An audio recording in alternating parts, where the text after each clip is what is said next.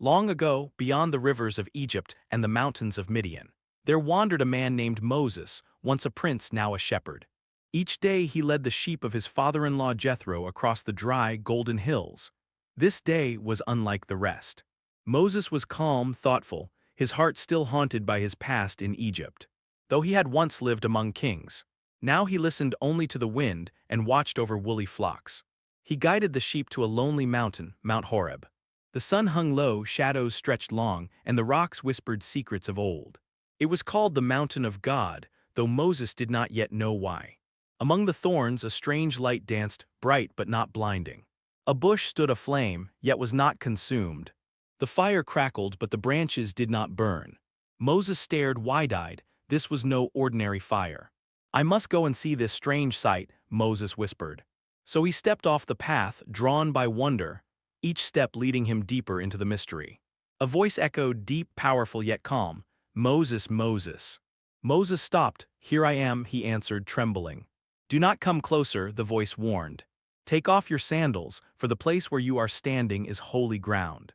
And Moses obeyed, heart pounding. "I am the God of your father," the voice declared. "The God of Abraham, the God of Isaac, and the God of Jacob." Moses hid his face. He was afraid to look at God.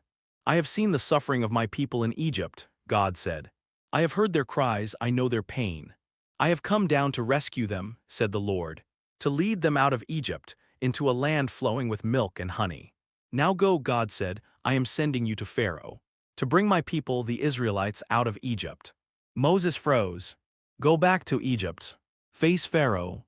He shook his head slowly and whispered, "Who am I? Who am I? That I should go to Pharaoh and bring the Israelites out?" And God replied, "I will be with you. This will be the sign. When you have brought the people out, you will worship me on this mountain." Still Moses was afraid. His voice trembled as he spoke. "What if they do not believe me? What if they ask, 'What is his name?'" God answered with a name full of power. "I am who I am. Tell them I am has sent me to you." "This is my name forever," said the Lord. "The name you shall remember from generation to generation." God gave Moses a staff, not just for walking but for wonders. Through it, the seas would part and Egypt would tremble. Still unsure, Moses cried, "I am slow of speech." So God said, "Your brother Aaron shall speak for you. He will be your voice and you will be like God to him." The fire still burned, yet now Moses' heart burned brighter. He stood tall, still afraid, but no longer alone. Moses returned to Jethro, told him everything, and with a nod, the old man blessed him to go. With staff in hand, sandals dusty again, Moses set off toward Egypt, toward Pharaoh, toward a destiny he could never have imagined. He was no longer just a shepherd, he was a servant of the Most High, chosen, called, sent. From a bush that burned but did not burn out, Moses had learned this truth: God sees, God hears, and God sends.